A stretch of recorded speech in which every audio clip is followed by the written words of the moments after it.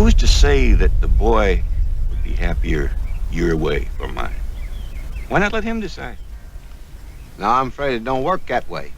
You can't let a young'un decide for himself. I guess it isn't such a small world after all. That's right. We're always saying what a small world it is, when actually it really isn't a small world.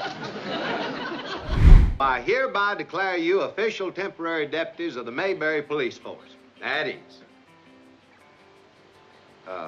That means you can put your hands down. Au cœur de l'âge d'or de la télévision américaine des années 1960, The Andy Griffith Show plongeait les spectateurs dans la petite ville de Mayberry, un endroit où le shérif Andy Taylor élevait son fils Opie, tout en maintenant la paix au sein d'une communauté remplie de personnages excentriques. Drôle, chaleureuse, mais aussi pleine de surprises, la série devint rapidement un monument télévisuel s'étendant sur 8 saisons et 249 épisodes qui ont marqué plusieurs générations. Pourtant, derrière cette façade tranquille, se cachait une multitude d'histoires mouvementées. Barney Fife n'était au départ qu'un rôle secondaire, mais grâce à Don Knotts, il devint l'âme véritable de la série. Aunt Bee et Andy Griffith, en dehors des caméras, étaient si tendus qu'ils ne s'adressaient pratiquement pas la parole. Et la transition du noir et blanc à la couleur transforma complètement l'identité visuelle du programme. Pourquoi Don Knotts a-t-il soudain décidé de partir après la 5e saison et qu'est-ce qui a permis à Mayberry de continuer à vivre dans le cœur du public? Découvrons ensemble les 20 révélations les plus surprenantes dans la vidéo d'aujourd'hui. 20. Aunt Bee et Andy Griffith n'étaient pas proches dans la vraie vie. Dans The Andy Griffith Show, le personnage d'Aunt Bee, interprété par Frances Bavier, est l'incarnation même de la douceur de l'attention et de la bienveillance, apportant chaleur et stabilité au foyer du shérif Andy Taylor. Pourtant, hors caméra, la relation entre Bavier et Andy Griffith était loin d'être chaleureuse. Formée au théâtre Bavier, confia à plusieurs reprises qu'elle se sentait étouffée par le rôle d'Aunt Bee, qui, selon elle, réduisait ses capacités artistiques à une figure de tante gentille et simple, alors qu'elle rêvait de rôles plus complexes. Être constamment appelée Aunt Bee dans la rue la troubla au point qu'elle consulta un psychologue pour tenter de se libérer de l'ombre de son personnage. Les tensions se manifestaient clairement sur le plateau. Bavier gardait ses distances, ne participait ni aux plaisanteries, ni aux activités hors tournage avec Griffith et Don Knotts. Certains témoins racontent que Andy Griffith perdait parfois patience avec elle au point que Don Knotts devait lui rappeler « Traite Frances avec gentillesse, c'est une excellente actrice ». Aux yeux de ses collègues, Bavier était hypersensible, perfectionniste et peu sociable, ce qui la faisait apparaître comme une personnalité isolée au milieu d'une équipe autrement joviale. Après la fin de la série et du spin-off Mayberry RFD, Frances Bavier quitta Hollywood et s'installa discrètement à Siler City en Caroline du Nord. Elle coupa pratiquement tout contact avec ses anciens partenaires de jeu, menant une vie recluse et éloignée du tumulte médiatique. Mais dans les dernières années de sa vie, Bavier appela Andy Griffith pour lui présenter ses excuses.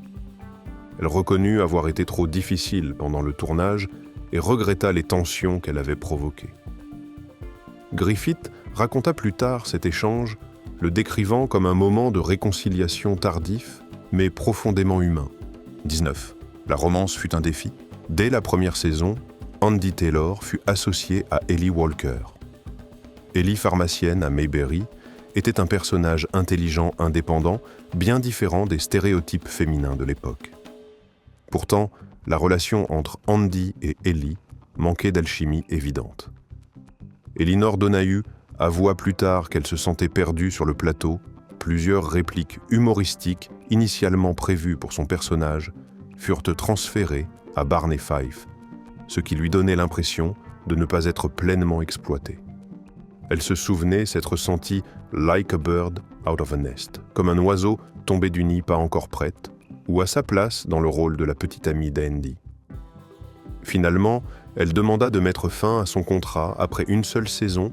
Elle expliqua plus tard qu'elle ne se sentait pas en train de construire le personnage correctement et souhaitait privilégier sa santé mentale. Des années plus tard, en revoyant Elinor Donahue, Lors d'un événement, elle présenta ses excuses à Andy Griffith pour son départ soudain, craignant de l'avoir déçu.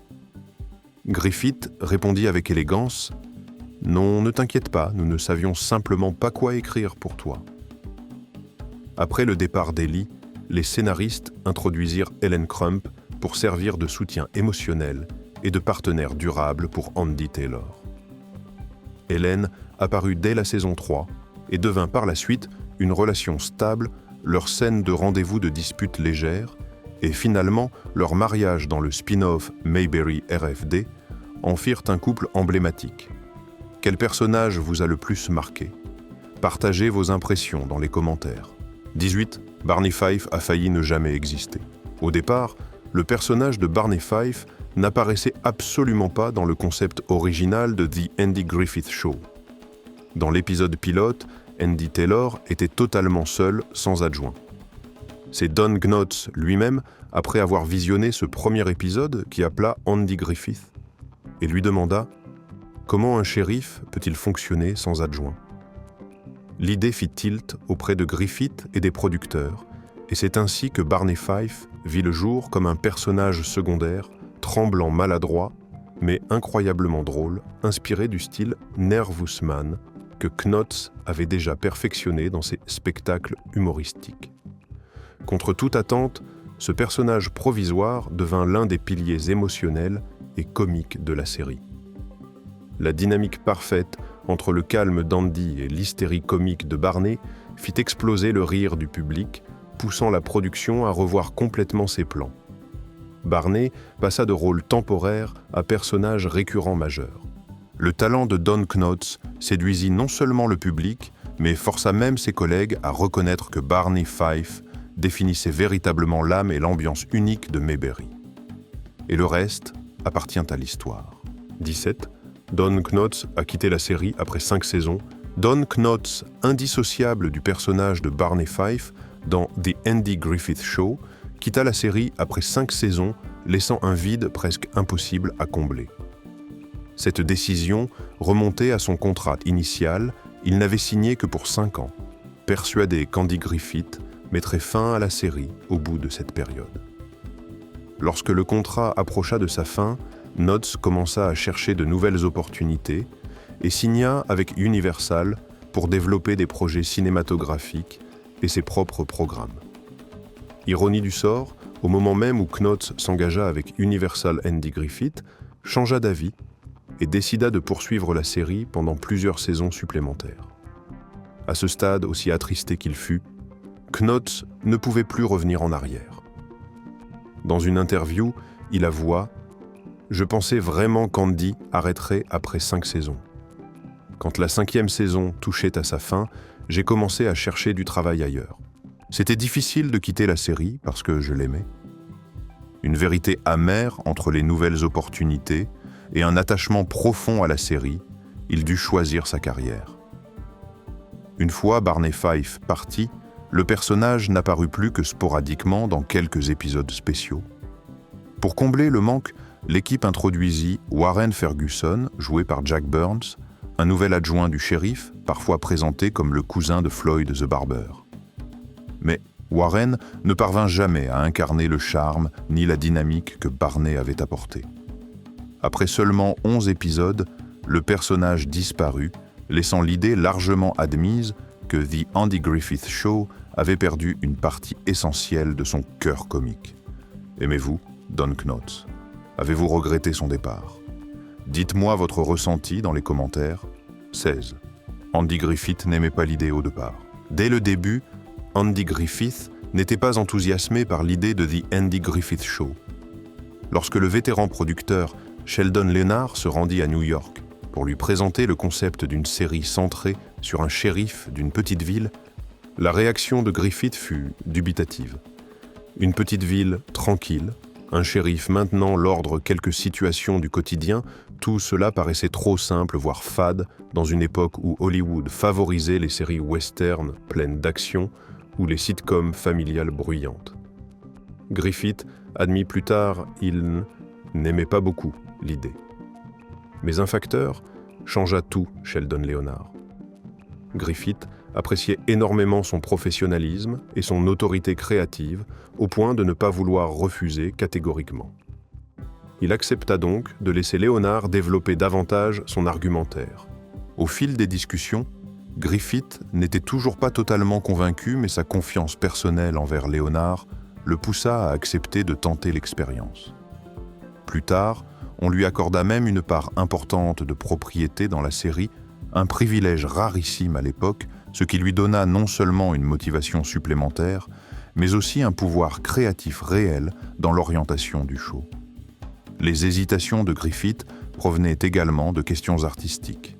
Il refusait que la série devienne une comédie superficielle pleine de gags exagérés.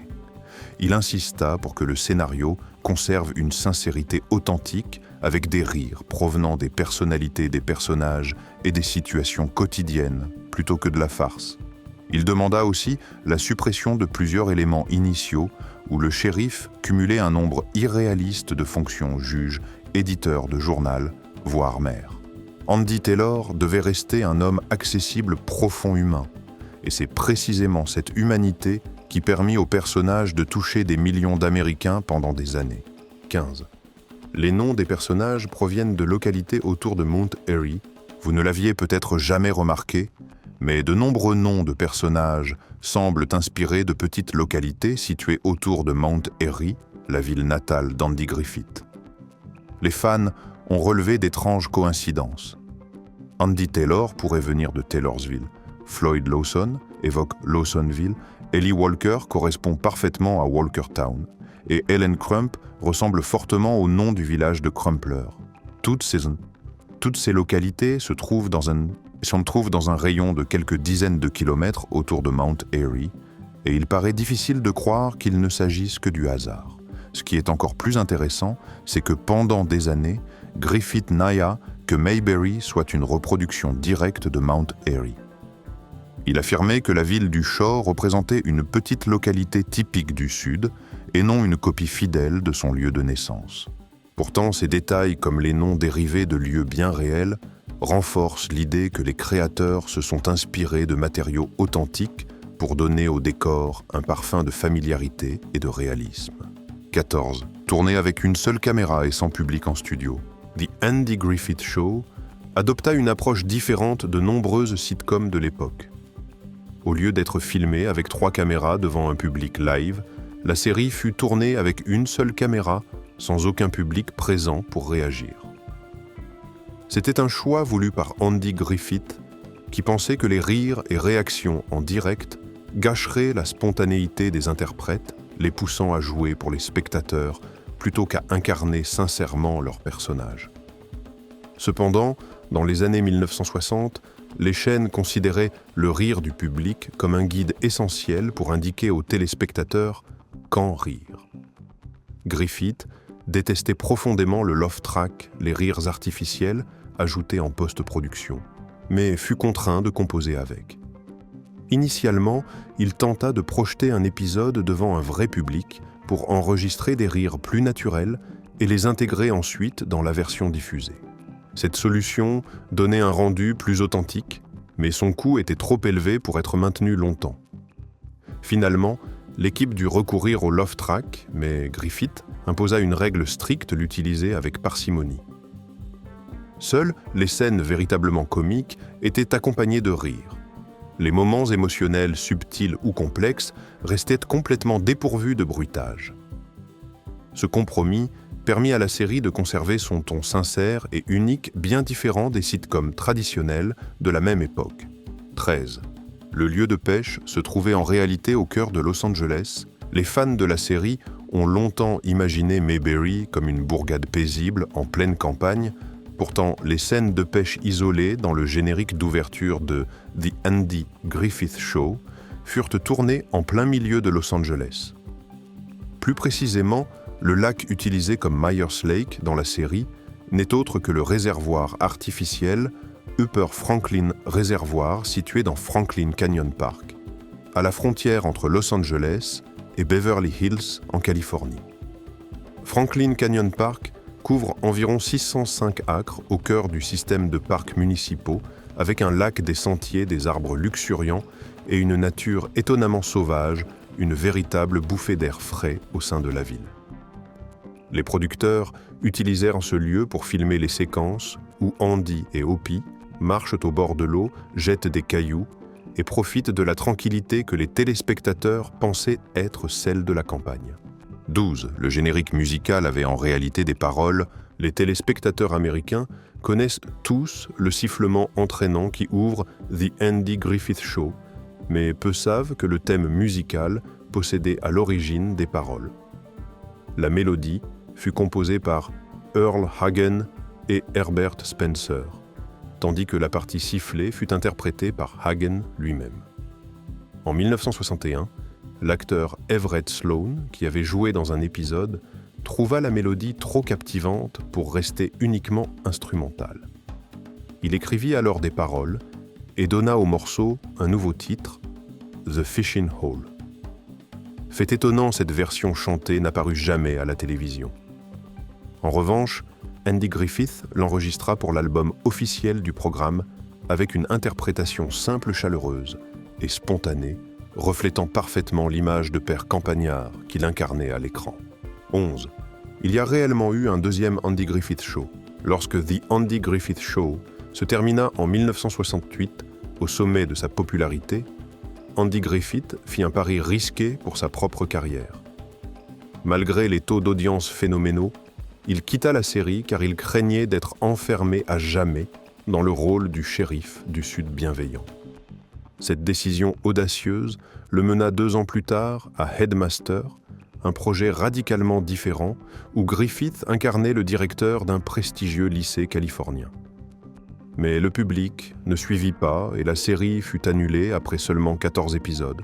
CBS ne lâcha pas prise. Rapidement, la chaîne lança un nouveau programme, The New Andy Griffith Show, en 1971. Cette fois, Griffith jouait Andy Sawyer, un homme retournant dans sa ville natale de Greenwood, en Caroline du Nord, pour devenir maire par intérim. Mayberry avait disparu, le shérif aussi, mais Greenwood rappelait étrangement l'atmosphère familière, petite ville, personnages attachants, situations quotidiennes.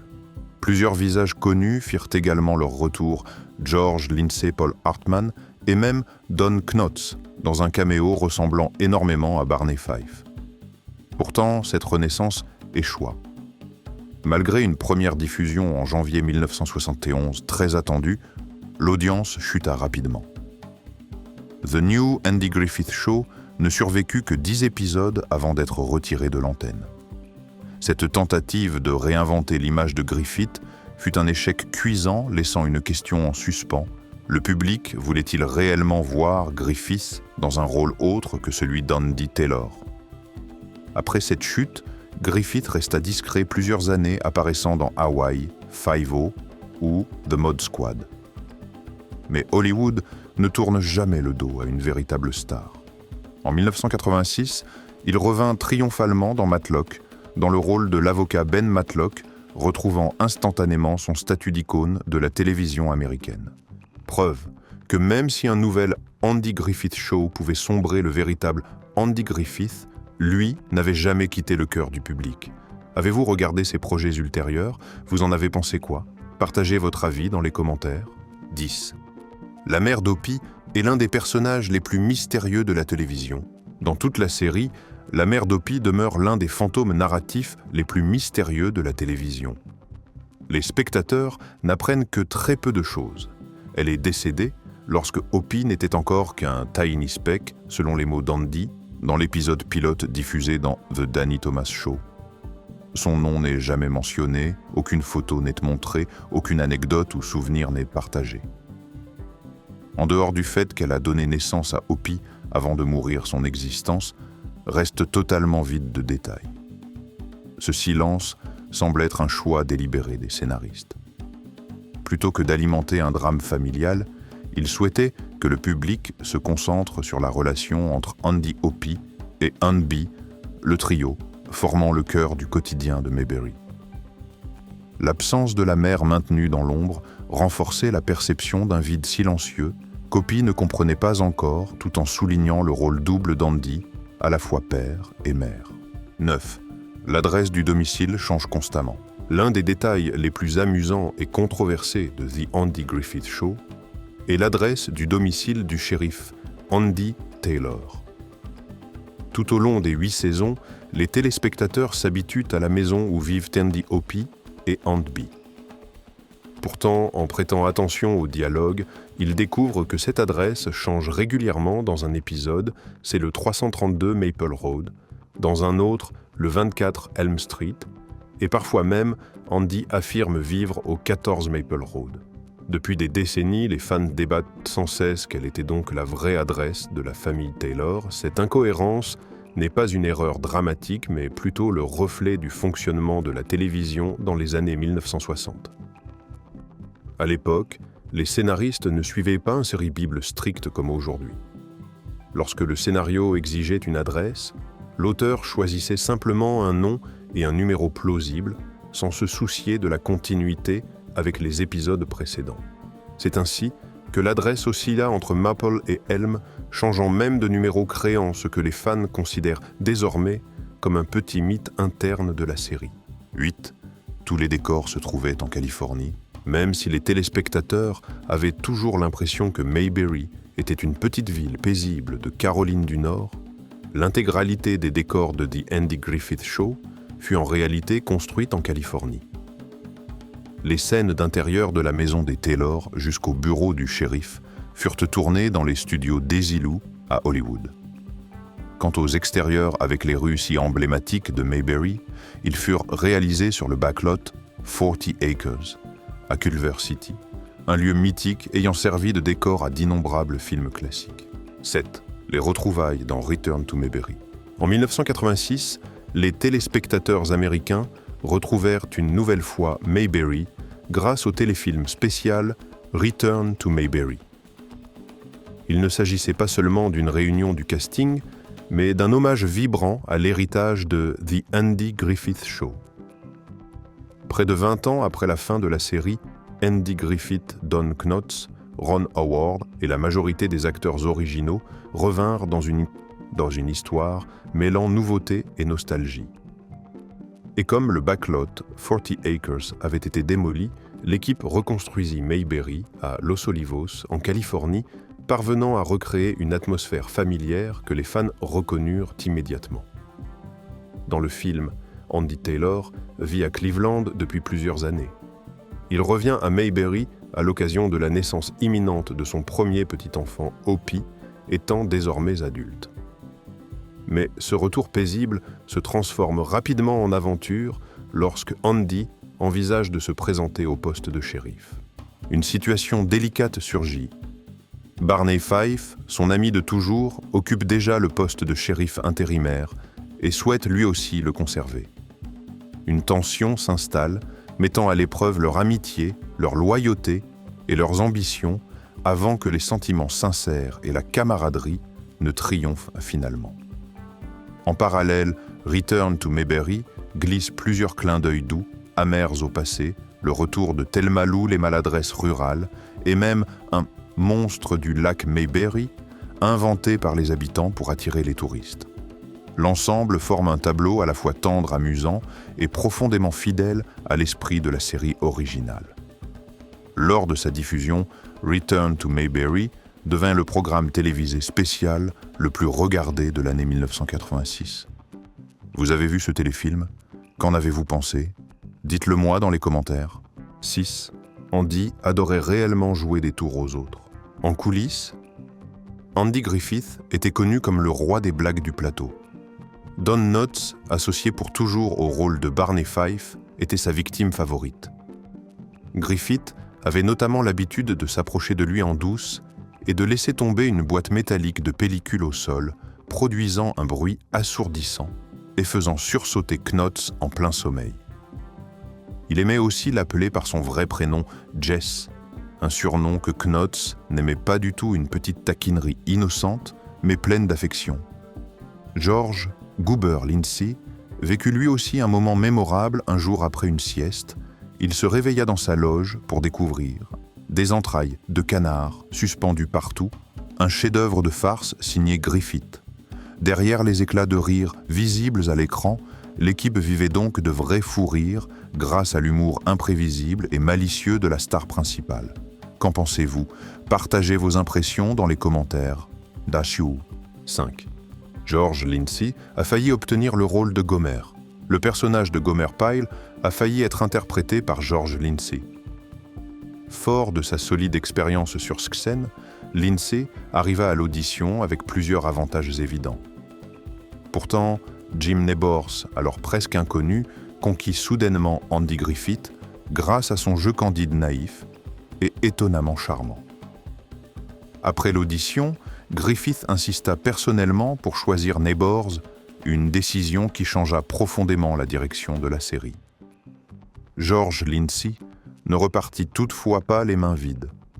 Les producteurs créèrent spécialement pour lui un nouveau personnage, Goober Pyle, le cousin un peu maladroit, mais extrêmement attachant de Gomer. Finalement, le fait de ne pas incarner Gomer permit à Lindsay de s'associer pour toujours à un rôle distinctif, gravant sa propre empreinte durable dans le cœur des fans. 4. Malgré son succès, The Andy Griffith Show n'a jamais remporté de récompense. Durant ses 8 années de diffusion, The Andy Griffith Show fut un phénomène rare dans l'histoire de la télévision américaine. La série ne descendit jamais en dessous de la 7e place du classement Nielsen, et lorsqu'elle s'acheva en 1968, elle occupait encore la première place nationale. Malgré l'amour du public et le statut iconique de ses personnages, Andy Griffith ne gagna jamais le moindre Emmy pour son rôle d'Andy Taylor. Il ne fut même pas nommé une seule fois. À l'inverse, Don Knotts, grâce à son interprétation irrésistible de Barney Fife, obtint 5 Emmy Awards, tandis que Frances Bavier remporta un Emmy en 1967. 3. Howard McNear a eu une attaque cérébrale pendant le tournage. Howard McNear, connu du public pour son rôle de Floyd the Barber dans The Andy Griffith Show, vécut un drame médical brutal alors que sa carrière était à son apogée. En 1963, alors que la série tournait sa 3e saison, McNear fut victime d'un accident vasculaire cérébral, laissant tout le côté gauche de son corps paralysé. Une telle condition semblait mettre fin à son avenir dans une sitcom où les personnages doivent souvent se déplacer et interagir physiquement. Pourtant, au lieu d'écarter Floyd de Mayberry, Andy Griffith et l'équipe de production firent tout leur possible pour garder McNear à l'écran. Ils réorganisèrent les scènes d'un fauteuil ou un support était toujours placé de manière stratégique pour qu'il puisse s'asseoir ou rester stable. Les scènes de coupe de cheveux étaient mises en scène pour qu'il n'utilise que sa main droite tandis que son bras gauche restait immobile. Dans les scènes où il devait être debout, McNear était positionné derrière une chaise ou une table pour lui servir d'appui visuel et physique, créant une impression naturelle. Grâce à ces ajustements ingénieux, Floyd the Barber continua d'apparaître durant plusieurs saisons supplémentaires. Malgré ses limitations physiques, l'esprit vif et l'humour de McNear ne faiblirent jamais ses répliques pleines de malice et son charme comique restèrent intacts au point que de nombreux spectateurs ignoraient totalement qu'il luttait contre une maladie grave en coulisses. Avez-vous été marqué, par ce personnage? Dites-moi votre ressenti dans les commentaires. 2. Le passage du noir et blanc à la couleur. Lorsque The Andy Griffith Show débuta en 1960, la télévision américaine reposait encore largement sur le noir et blanc. Les 5 premières saisons, soit 159 épisodes, furent tournés dans ce format à la fois économique et adapté aux standards techniques de l'époque. Mais au milieu des années 1960, la couleur devint la nouvelle norme. Les grandes chaînes exigèrent que leurs séries phares adoptent cette technologie pour retenir les téléspectateurs et prouver leur modernité. Ainsi, à partir de la 6e saison 1965, The Andy Griffith Show passa entièrement à la couleur. Les 3 dernières saisons, soit 90 épisodes supplémentaires, portèrent l'obédience de la série à un total de 249 épisodes. 1. Andy Griffith aurait dû être le personnage comique. Au départ, Andy Griffith était censé apporter au personnage d'Andy Taylor une énergie proche de son rôle de Will Stockdale dans No Time for Sergeants un homme maladroit rustique et naturellement drôle. Dans les premiers épisodes, Andy Taylor possède d'ailleurs un côté un peu naïf et légèrement balourd qui rappelle ce style. Mais à mesure que des personnages excentriques comme Barney Fife, Gomer Pyle ou Otis Campbell apparurent à l'écran, l'univers de Mayberry devint déjà suffisamment chaotique. Andy Taylor ne pouvait plus être le ressort comique principal. Il devait devenir l'ancrage, la figure stable permettant au public de s'identifier et de se retrouver.